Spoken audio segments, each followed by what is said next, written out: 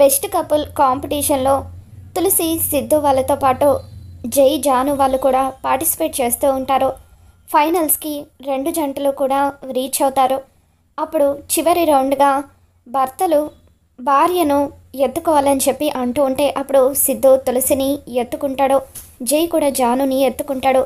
ఎవరైతే ఎక్కువసేపు తమ భార్యను మోయగలుగుతారో వాళ్ళని విన్నర్గా ప్రకటిస్తామని యాంకర్ చెప్పడంతో సిద్ధు జై ఇద్దరు కూడా అలా తమ భార్యను ఎత్తుకొని చాలాసేపటి వరకు అలా మోస్తూ ఉంటారు.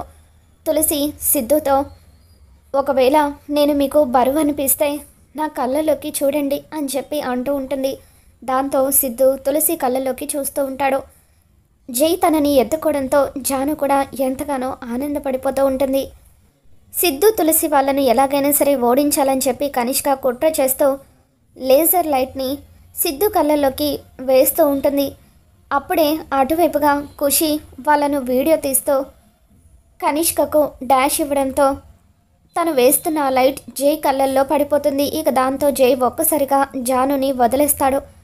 అలా జై జానుని మోయలేకపోవడంతో సిద్ధు తులసి వాళ్ళని విన్నర్గా ప్రకటిస్తారు. మొత్తానికి ఖుషి వల్ల తులసి సిద్ధు ఇద్దరు కూడా బెస్ట్ కపుల్ కాంపిటీషన్ని విన్ అవుతారు.